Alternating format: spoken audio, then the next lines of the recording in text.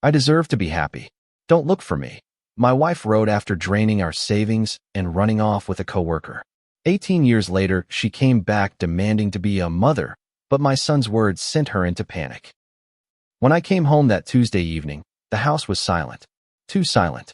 The kids' toys were neatly stacked, her closet half empty, and next to the coffee maker lay a torn sheet of paper that said, "I deserve to be happy. Don't look for me." Our bank account was empty. So was the life we'd built together. My name is Samuel Cortez. I'm 47 years old now, but this story begins when I was 29, working in construction in Querétaro, Mexico. Back then, I thought I had it all figured out. A stable job with Constructora Velázquez, a modest two-story house in San Juan del Rio with a manageable mortgage, and a family that seemed as solid as the foundations I helped build every day. Angela Dominguez de Cortez, my wife of 6 years, and our 3 children. Miguel, 5 years old, Sarah, 3, and little Emma, just 18 months old. I was the kind of man who believed in showing love with actions, not with words. 50-hour weeks, overtime when it was available, making sure the bills were paid and the kids had everything they needed. My salary in construction was 7,500 pesos a month. It wasn't much, but it was steady. Angela worked part-time at a dental office downtown, managing appointments and insurance paperwork, bringing in another 5,000 pesos a month. Nothing glamorous, but together we covered our Infonavit mortgage payment of 3,200 pesos, the car payments, and the basics with a little extra for future ballet classes for Sarah, Little League registration for Miguel, and quality daycare for Emma. If you enjoy stories of cold revenge and shocking twists, like this video and subscribe to the channel now. There are new and unpublished stories here every day, each one more intense than the last. Looking back, I realize I was living in a carefully constructed illusion. Angela had been smiling during breakfast just 3 days before it happened. She had made pancakes for the kids. She kissed my cheek as I walked out the door with my lunchbox and hard hat. "Have a good day, Sam," she said, as if she really meant it. It was a Tuesday in March of 2007. I remember because we had just received our tax refund, 8,500 pesos that we had planned to use for a family vacation to the Huasteca Potosina that summer. I got home at 6:30 in the evening, expecting the usual chaos of preparing dinner, getting Miguel ready for his baseball practice that week, and Emma's bedtime routine. Instead, I found silence. The house felt wrong immediately, too quiet, too clean. Miguel and Sarah were at my mother's house. I would find out later that Angela had dropped them off there that morning with some excuse about running errands. Emma was at daycare, and I needed to pick her up before 7 p.m. or face late fees. I called Angela. No answer. Her 2004 Chevy Aveo was not in the driveway, but that wasn't unusual. She often ran errands after work. But something felt wrong. Our bedroom closet was half empty. Her jewelry box was open. Most of the pieces were gone. Our joint bank account had been accessed that morning. I would later discover that she had withdrawn 7,000 pesos, leaving just enough to avoid overdraft fees, but taking most of the tax refund money.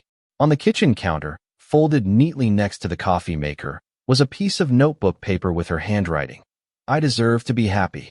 Don't look for me." That was it. No explanation, no goodbye for the children, no contact address. Just 10 words that shattered everything I thought I knew about my life. I stood there for maybe 5 minutes, reading those words over and over, hoping they would make sense. They never did. Reality hit me in waves. First, the immediate panic. Emma was still at daycare. Miguel had baseball practice that week.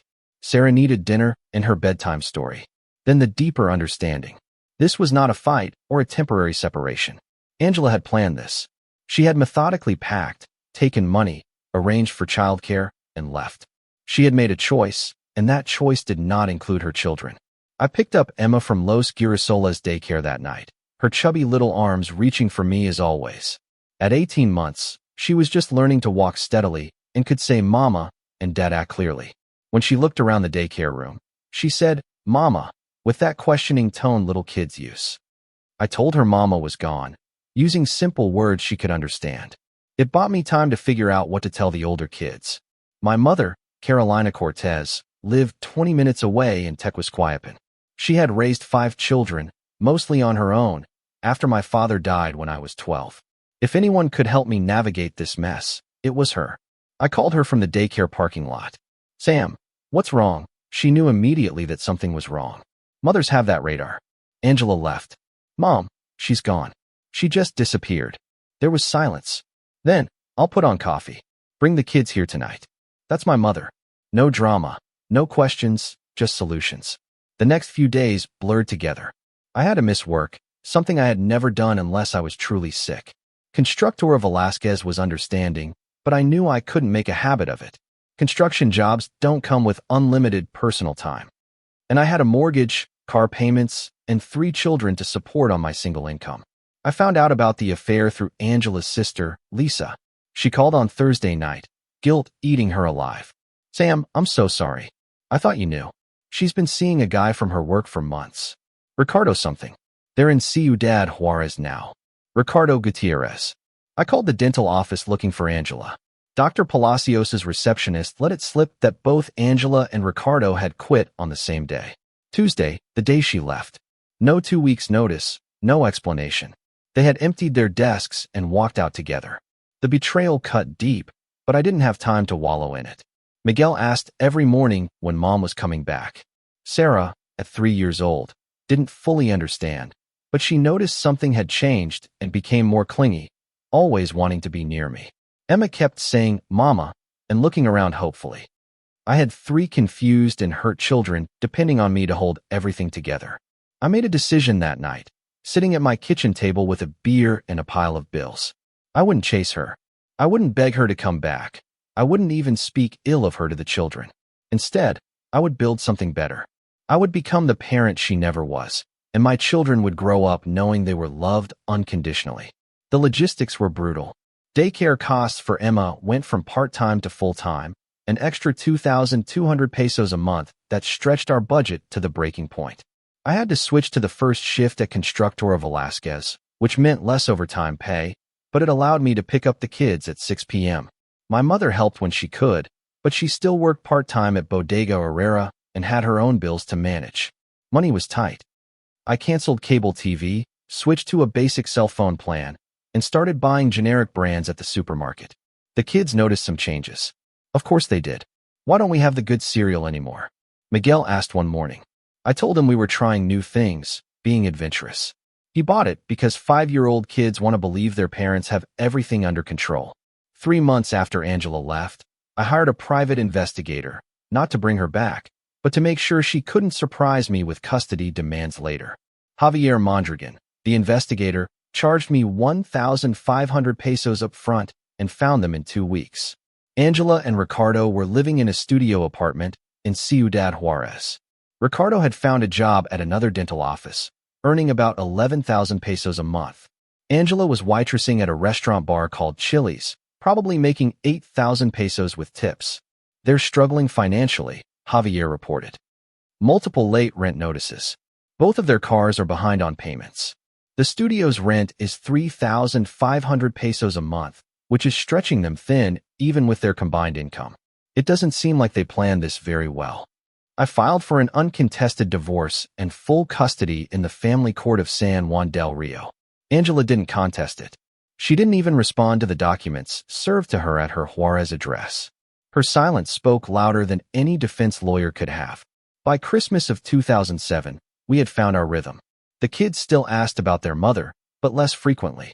I had decorated the tree alone after they went to bed. Wrapped presents I had bought with overtime money from weekend jobs. I made Christmas morning as magical as I could manage on our tight budget. Miguel got a 180 peso baseball glove from a sports store. Sarah got coloring books and a big box of crayons. Emma got a stuffed elephant from Bodega Herrera that she immediately adopted as her constant companion. This is the best Christmas ever, Sarah announced, hugging her new coloring books. I almost cried right there. Not because it was true, it wasn't.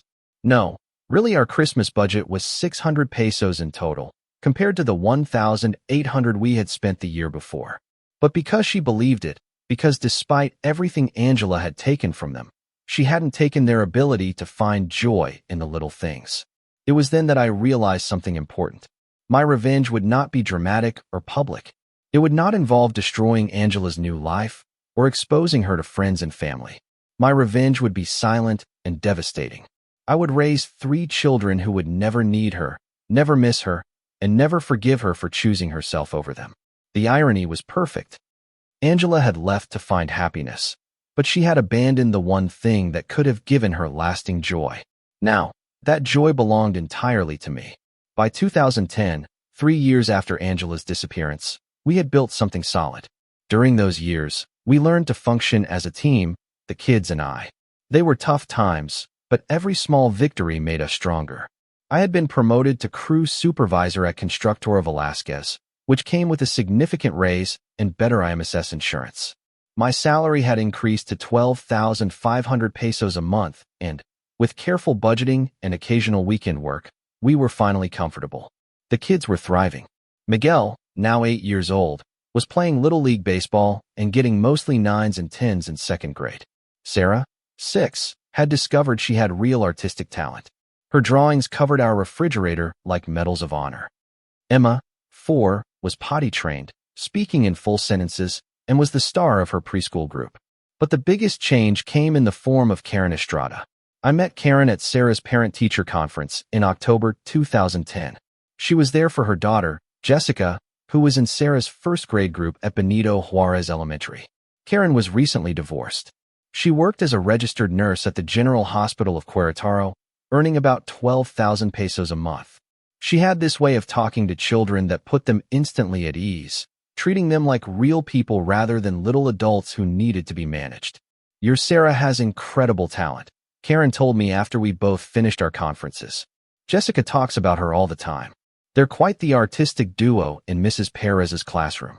We started talking, and I found myself staying in that elementary school hallway longer than I had planned. Karen had been through her own divorce battle. Her ex-husband had been having an affair with his business partner and had tried to hide assets during the settlement. She had fought for 18 months to get what she and Jessica deserved. The thing about betrayal, she told me over coffee at a local cafe 3 weeks later, is that it teaches you what really matters. Not the person who left, but the people who stayed. Karen understood the weight of single parenthood, the exhaustion of being everything to your children, the way you question every decision wondering if you are enough. But she also understood the fierce protectiveness that comes with it. When she looked at my children, she saw them as individuals with their own personalities and potential, not as baggage or complications.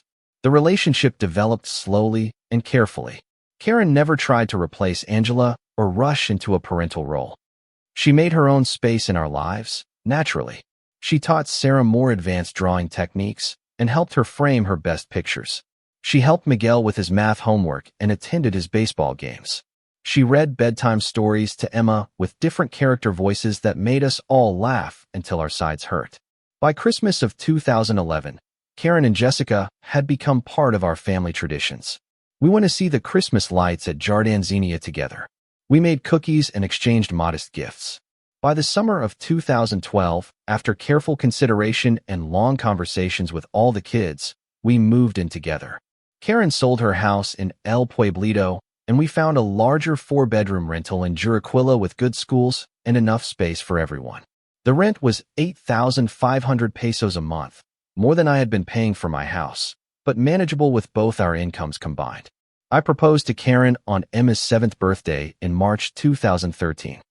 Not because I thought the children needed a mother figure, they had shown they could thrive without one, but because I had fallen in love with a woman who made our already good life even better. The engagement ring cost me 3,500 pesos, 2 months of careful saving, but her reaction was worth every peso. Now are you going to be our real mom? Emma asked Karen after she said yes. Sweetheart, I've been your real mom for a long time, Karen replied, kneeling to Emma's level. Now it's just official. The wedding was small and inexpensive, family and close friends at my mother's church in Tequisquiapan. The total cost was 12,000 pesos that we saved for over 6 months. Miguel, now 11, was my groomsman, too young to be a best man in the traditional sense, but perfect to stand by my side. Sarah, 9, was a bridesmaid in a dress we found on sale at Liverpool. Emma, 7, and Jessica, 8, were flower girls in matching dresses Karen made herself. It was everything Angela's and my wedding had not been: genuine, joyful, surrounded by people who actually wanted to be there. Angela had been completely silent for 6 years at that point.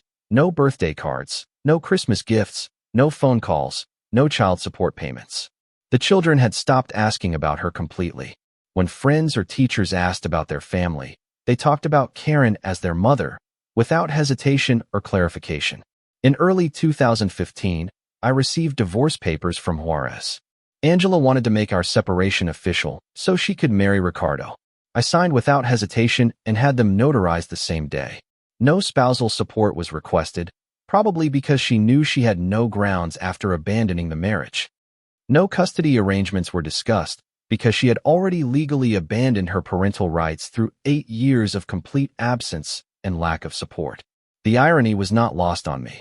Angela had left to be free and find happiness, and now she needed my signature to move on with her life. Meanwhile, I had found more happiness, stability, and genuine companionship than I ever had during our marriage. By 2018, 11 years after Angela's abandonment, our rebuilt family was thriving in ways I could not have imagined in 2007. Over time, we adapted to a new normal, one that turned out to be better than the old one. Miguel was 16. He was a junior in high school with a 9.0 GPA and genuine college prospects. He had grown into a confident and responsible young man who worked part-time at a local supermarket and was being scouted by several universities for their baseball programs. Sarah, 14, was winning regional art competitions and selling small paintings at local craft fairs for 150 to 300 pesos each. Emma, 12, was president of her middle school class and active in student government, showing leadership skills that made teachers predict great things for her future. Karen had legally adopted all 3 children in 2016. They had requested it themselves, wanting her last name and wanting the legal recognition of what had already been emotionally true for years. The adoption process cost 22,000 pesos in legal fees, but seeing their faces when the judge made it official was priceless. The judge asked each child individually if they understood what adoption meant. "It means Karen is going to be our mom forever," Emma, now 12 and articulate beyond her years, had said. "Like officially forever, and no one can take that away from us." It was then that I realized my revenge was complete, even though the final act had not yet begun. Angela had lost more than a family. She had lost the opportunity to know the incredible people her children had become. She had missed first days of school, science fair victories, baseball championships, art show ribbons, first heartbreaks, driving lessons, college prep, and thousands of small daily moments that truly matter when raising children. She had traded it all because, according to my periodic internet searches, Ricardo had left her in 2017 for a younger woman. Angela was working as a cashier at a Walmart in Juarez, living alone in a studio apartment, with no apparent prospects or relationships. But the most perfect part of my revenge wasn't what Angela had lost. It was what she could never reclaim. My children didn't miss her, didn't need her, and didn't consider her part of their story. She had made herself completely irrelevant to their lives, and no amount of regret or attempts at reconciliation could change that fundamental reality. The doorbell rang on a Saturday morning in April 2025, 18 years after Angela walked out of our lives. I was in the kitchen making pancakes for Karen and myself. The kids were adults now, living their own lives, but Saturday breakfast had remained our cherished tradition, even when they visited. When the doorbell rang, something in my chest tightened. We weren't expecting anyone. Karen looked at me from the table with that look we shared after so many years together, the one that says, "Who could that be?" without needing words. I opened the door and barely recognized the woman standing there. Angela Dominguez looked every one of her 47 years and more. Her face was deeply lined with stress and disappointment, her hair thin and completely gray. She was wearing a wrinkled Walmart uniform, the navy blue vest and khaki pants that represented the peak of her professional achievements. Her car, visible in the driveway, was a dented 2015 Nissan Tsuru that had clearly seen better days. "Hello, Sam," she said, as if 18 years of silence could be bridged with a casual greeting. I didn't invite her in. "Angela, what do you want?" "I want to see my children." The words hung in the air like smoke from a fire. Behind me, I heard Karen's footsteps stop in the hallway. She was listening, ready to support me, but letting me handle this moment that had been building for almost 2 decades. "Your children?" I kept my voice level and controlled. Which children would those be? Angela's carefully rehearsed composure cracked slightly. Miguel, Sarah, and Emma. I know they're adults now, but they're still my children. I gave birth to them. I have rights. I almost laughed out loud. Rights.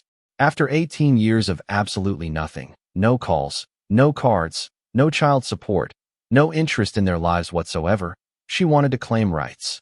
You gave up those rights when you left in 2007, I said calmly. Legally and practically. Karen adopted them years ago. You lost any legal claim when you abandoned them. I was young and confused, Angela said, the excuse sounding practiced and hollow. Ricardo promised me things would be different in Juarez. I thought I would come back eventually, when I got my life together. Eventually took 18 years. She looked past me, trying to see into the house she once lived in, desperately searching for any sign of the children she had abandoned. I know I made mistakes, Sam, but I'm their mother.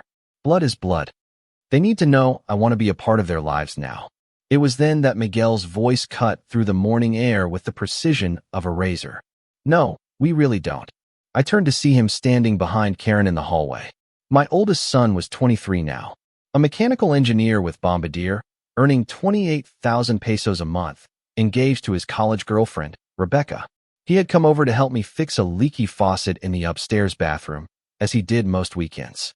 He stood 6 feet tall, broad-shouldered from years of baseball and good nutrition, confident and successful. Everything a father hopes his son will become. Miguel, Angela breathed, reaching for him as if she could touch a ghost. You've grown so much. You look just like your father when I met him. I'm nothing like him, Miguel said firmly, but without yelling. He stayed. He raised us. He worked extra jobs when he had to and never abandoned his responsibilities because life got hard. Sarah appeared next, having heard the commotion from the garage where she had been unloading art supplies for her studio. At 21, she was preparing for her 4th local exhibition. Her talent having evolved far beyond those early refrigerator drawings into sophisticated paintings that sold for 1,000 to 2,000 pesos each in local galleries. She took one look at Angela and crossed her arms defensively. Let me guess, Sarah said, her artist's eye taking in every detail of Angela's appearance. Life didn't turn out as you planned in Juarez. And now you want to play mom to successful adult children you had no part in raising. Angela's eyes filled with tears that looked more desperate than genuine. I never stopped thinking about you, any of you. I just needed to find myself, to figure out who I was outside of being a wife and mother. Find yourself. Sarah's voice carried a hurt but controlled tone. We were 3, 5, and 18 months old. We needed you as a mother, not for you to go on a selfish journey of self-discovery at our expense. Emma arrived last, having gotten Miguel's urgent text.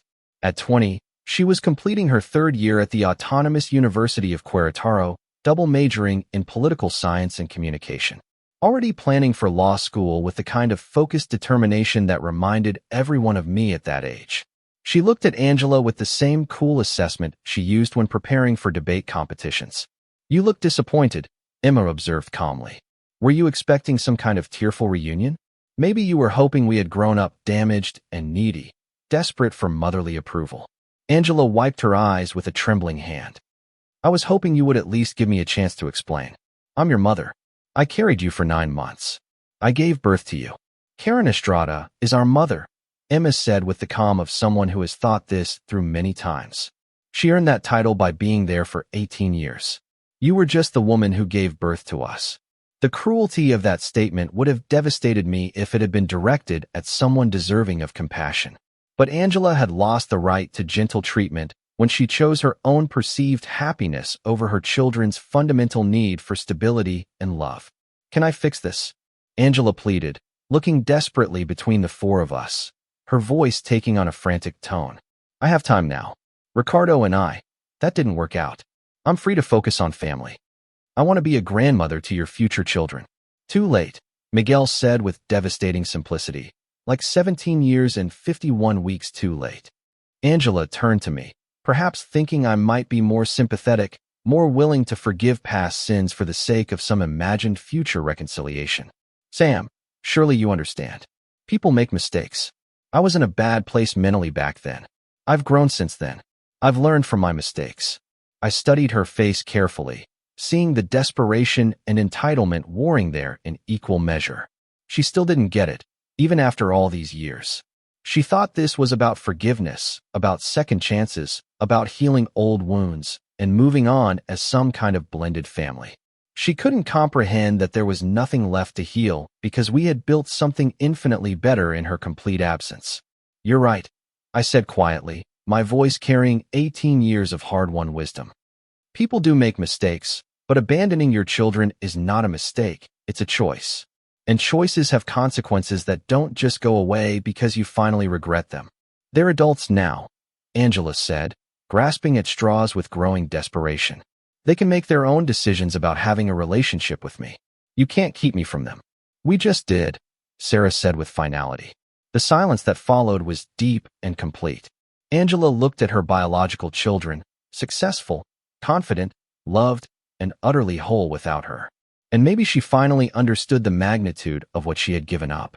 These were not the broken, needy, damaged children she may have hoped to find.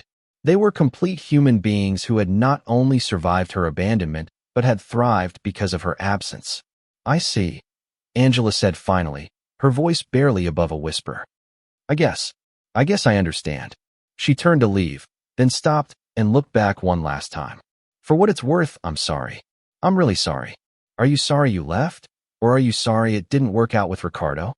Emma asked with the precision of a prosecutor. Angela couldn't answer. She had no answer because we all knew the truth. She was sorry her life hadn't turned out as she had imagined, but she wasn't truly sorry for leaving because she still didn't understand what she had destroyed. She walked to her dented Tsuru and drove away, probably back to her studio apartment in Juarez, to her job at Walmart, to whatever was left of the life she had chosen over us. We watched until her taillights disappeared around the corner. Then Karen stepped forward and wrapped me in her arms in the kind of hug that had sustained our family for over a decade. "Are you okay?" she asked, though she already knew the answer. I nodded. "More than okay." Miguel, Sarah, and Emma gathered around us in the kind of family hug we had perfected over the years. Genuine, warm, chosen rather than obligated. This was our victory. Not revenge in any traditional sense, but something much more satisfying. We had built a family based on choice, commitment, and unconditional love. Angela's absence had not broken us. It had made us stronger, more resilient, more grateful for what we had. That afternoon, as Karen and I sat in our backyard watching the sunset over the Sierra Gorda, she asked if I felt vindicated by Angela's pathetic return. "No," I said honestly. "I feel grateful. Grateful that she left when she did. If she hadn't, maybe I would have never learned what real love looks like. The kids might have never known what it means to be truly wanted and valued. Karen, they might have never had you as their mother." My revenge was not dramatic or cruel in any traditional sense. It was simply this. I had raised 3 incredible human beings who chose me. They chose Karen. They chose the family we had built together through 18 years of daily commitment. Angela could go back to her empty apartment in Juarez, to whatever was left of the life she had traded us for, but she could never reclaim or undo what she had thrown away. Some doors, once closed by our own choices, never reopen. Some opportunities, once rejected, never return. Angela learned that truth 18 years too late, and that was the most perfect justice any of us could have asked for.